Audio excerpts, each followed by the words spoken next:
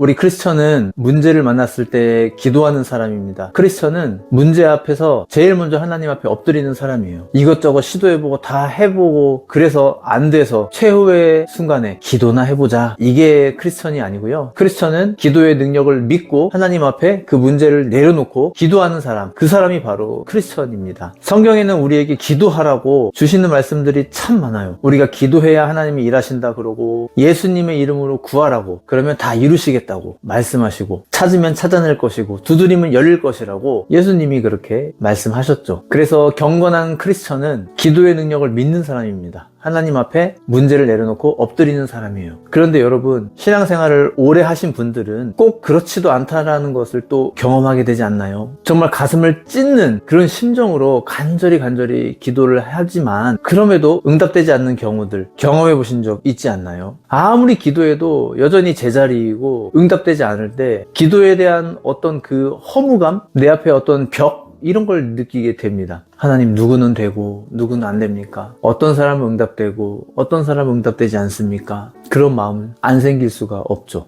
여러분, 이 세상에는 기도해도 해결되지 않는 문제들이 있습니다. 믿음 없는 사람이 하는 이야기 같죠. 그런데 여러분 한번 생각해 보세요. 고아인 아이가 부모가 생기게 해달라고 기도하면 부모가 생기나요? 사지 중에 한쪽이 없는 사람이 내 신체 일부가 생기게 해달라고 기도하면 생기나요? 닉 부이치치도 한때 그런 적이 있었대요. 하나님은 전능하시니 내가 정말 간절히 기도하면 하나님이 팔 다리를 주실 수도 있다. 그 생각에 간절히 기도했대요. 그런데 하나님이 주시지 않았대요. 하지만 닉 부이치치는 팔다리가 없어도 세상 사람들에게 많은 감동을 주고 의미 있는 일을 하는 사람이 됐잖아요. 여러분, 사도 바울은요, 몸에 가시가 있었던 사람입니다. 학자들마다 차이가 있지만 그 몸의 가시가 안질이었을 수도 있다, 아니면 간질이었을 수도 있다라고 해요. 만약 간질이었을 경우를 상상을 해보면 이 얼마나 참 고통스러웠을까요? 바울이 사람들 앞에서 사역을 하고 있는데, 사람들에게 하나님 나라의 복음을 전하고 있는데, 말씀을 전하고 있는데 느닷없이 갑자기 몸이 발작을 하는 거죠. 거품을 물면서 쓰러지고 온몸이 뒤틀리면서 발작을 하는 겁니다. 이 얼마나 참 힘들고 또 부끄럽기도 하고 안타까운 상황인가요? 곁에 있던 누가가 바울이 그렇게 한 번씩 발작하면 다치지 않게 주변을 정리하면서 그렇게 챙겨줬겠죠. 사도 바울이 무슨 생각이 들었을까요?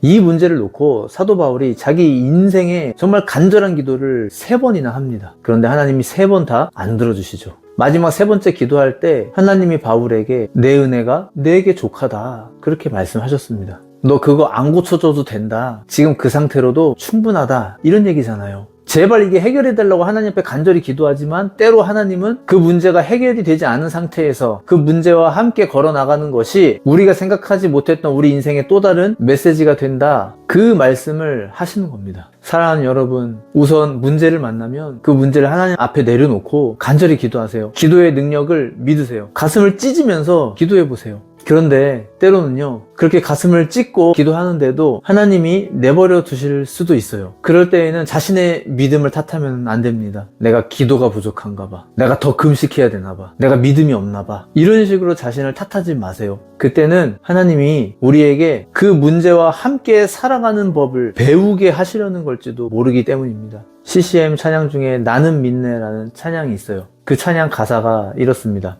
내게 허락하신 시련을 통해 나의 믿음 더욱 강하게 자라나고 험한 산과 골짜기 지나는 동안 주께 더 가까이 나를 이끄시네. 내가 겪는 시험이 어렵고 힘겨워도 내 주님보다 크지 않네. 내 앞에 바다가 갈라지지 않으면 주가 나로 바다 위 걷게 하리. 나는 믿네. 주의 능력으로 내 삶 새롭게 되리. 나는 믿네. 주의 능력으로 담대히 나아가리라. 주와 함께 싸워 승리하리라. 날마다 믿음으로 나 살아가리.